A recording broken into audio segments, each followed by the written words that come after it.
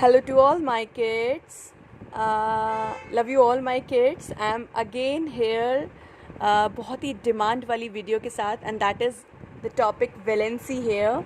बहुत सारे students are requesting मी कि मैम वैलेंसी के ऊपर वीडियो बनाओ एंड लिटरली किड्स बहुत ज़्यादा क्विक टाइम निकाल के मैंने एक बहुत ही अमेजिंग सा वीडियो बनाने की कोशिश की है आपके लिए according to the concept valency. ठीक है, सो as you know that Megha ma'am will not waste time, so let us quickly go towards valency and देखते हैं आज वैलेंसी के बारे में आप क्या सीखने वाले हो. Okay, and I am damn sure बेटा it's not traditional method to teach. मैं बहुत ही like I have tried my best कि मैं अच्छे से वैलेंसी के कॉन्सेप्ट को बता पाऊँ जिससे आपको मेमोराइज ना करना पड़े. You will literally understand the concept. Okay, so बेटा whenever we are talking about valency तो इसके पीछे लॉजिक क्या है. That's why I have written what is the logic behind valency. Okay, so students always remember that whenever we are studying something in chemistry, so chemistry में एक जो smallest fundamental particle है वो atom है. Okay, generally जो भी matter है हमारे आसपास वो atom से मिलकर बना हुआ है. ठीक है, तो बेटा जो atoms होते हैं ना उनको अपना एक stable state चाहिए. Atoms need a stable state. And what is the another name of stable state? Octet state. तो वैलेंसी पढ़ने का लॉजिक क्या है? What is the logic behind studying valency? Yes, valency is the only concept that gives us the idea that how an atom will obtain their stable state. So if somebody will ask you what do you mean by valency, so rather than giving the bookish definition always that it is the combining capacity and this is it, stop that. Just understand the logic behind valency is that atoms need a stable state and उस stable state को achieve करने के लिए जो fundamental property use होगी that will be valency. Okay, so now you will say ma'am आपने बहुत कम time पे बार बार स्टेबल स्टेट बोल दिया. Stable state can you please explain what is stable state. बिल्कुल, when we are talking about stable state तो हमें ये पता भी होना चाहिए ना कि what do you mean by stable state और octet state. ठीक है, सो आई होप आपको वैलेंसी का लॉजिक समझ में आया होगा कि वैलेंसी एक्चुअल में why it is needed actually. Okay, so now let us quickly move towards stable state. Okay, now as you can see that I have drawn some circular figures here है ना, और आप लोगों ने ये book में भी काफ़ी टाइम देखे होंगे. एवरी केमिस्ट्री बुक और every NCERT book you can see easily all these figures. ठीक है, सो राइट नाउ ये जो पर्पल स्ट्रक्चर है ना, दिस पर्पल स्ट्रक्चर ये जो सेंटर में है, these are atoms. What are these are atoms. Okay, so when any atom has only one shell, that's why I have written one shell, then it is needed for that atom in the shell that electrons must be 2 in numbers. ठीक है, अगर atom के पास एक shell है तो उसके पास 2 electrons होने ही चाहिए. उस स्टेट को हम स्टेबल स्टेट बोलेंगे.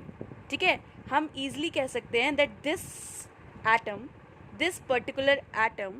एक मिनट बेटा, let me change the pen, क्योंकि मैं हमेशा बोलती रहूँगी then you will feel bored also, तो कुछ इंटरेस्टिंग भी होना चाहिए ना. So this particular atom is now stable. Why? Because it has one shell, और स्टेबल होने के लिए वन शेल में कितने इलेक्ट्रॉन्स होने चाहिए?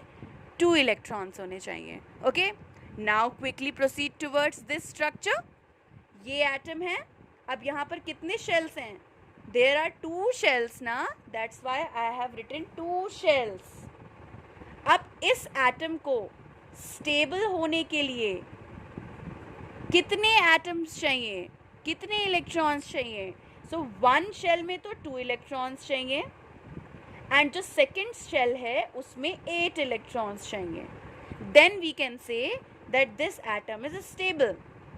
And look at this structure. How can we say that this atom is stable? Because it has now 3 shells. Shells मतलब समझ रहे हो ना? Shells, you can easily see and count the shells here where electrons actually residing. ठीक है, electrons का घर बोल सकते हो. सो फर्स्ट शेल में 2 हैं, सेकेंड शेल में 8 हैं एंड थर्ड शेल में भी 8 हैं. Then we can say that this particular atom is stable. ठीक है. सो एक्चुअल में you need to understand that how can you say और रिकॉग्नाइज कि एटम स्टेबल है या नहीं. By looking at the shells. By looking at the shells. Okay, if one shell is there, electron must be 2. If 2 shells are there, one shell में 2 electron, second shell में 8 electrons, then only it will be stable. And अगर 3 shells हैं तो first shell में कितने होने चाहिए? 2 electron, second में 8 एंड थर्ड में भी 8. एंड बार बार हम क्यों बोल रहे हैं stable stable stable? Because atoms हमेशा स्ट्रगल करते हैं. Atoms always struggle. Atoms always struggle. किस चीज़ का स्ट्रगल कर रहे हैं एटम? अपने आप को स्टेबल स्टेट में लाने का. ठीक है. एंड स्टेबल स्टेट में लाने की जो फंडामेंटल प्रॉपर्टी है वो क्या है? That is called valency. Valency हमें बताएगी कैसे एक एटम अपने स्टेबल स्टेट को गेन कर सकता है. ठीक है. So the logic behind valency is that how to obtain the stable state of an atom. और अब आप पूछोगे मैम एटम को क्या ज़रूरत है स्टेबल स्टेट लेने की? बिल्कुल ज़रूरत है, क्योंकि उसी की वजह से क्या पॉसिबल हो पाएगा. यहाँ लिख देती हूँ आपके लिए, बॉन्ड फॉर्मेशन. उसी की वजह से क्या फॉर्म हो पाएगा? Bond formation. Okay. So it's a quick introductory video regarding valency. ठीक है. इसमें बहुत ज़्यादा नहीं बताऊंगी, एक वीडियो में सब कुछ बता दूंगी. Then you feel bored also and ये बिल्कुल ट्रेडिशनल टीचिंग हो जाएगी which I really don't like. Okay. So आज की वीडियो में सिर्फ हमने इतना जाना दैट लॉजिक क्या है वैलेंसी का. Valency always tells us that whether the atom is in stable state or not, or it is actually helpful for an atom to obtain the stable state. And why stable stable stable stable? Because bond formation में stable state का होना ज़रूरी है. So that's why every time in every book or other videos you can see that it is a combining capacity. It is a combining capacity. है ना? Why to combine? Why to combine electrons? To obtain stable state.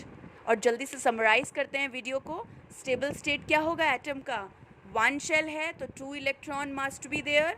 2 shells हैं तो first shell में 2 and second shell में 8. And अगर 3 shells हैं तो first shell में 2, सेकेंड में 8, थर्ड में भी 8. ठीक है.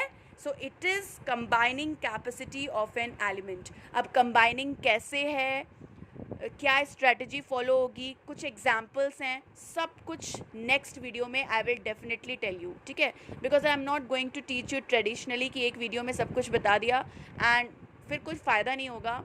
बुक में और मेरी वीडियो में फिर डिफरेंस नहीं होगा. ओके. सो आई होप आपको लॉजिक समझ में आया होगा.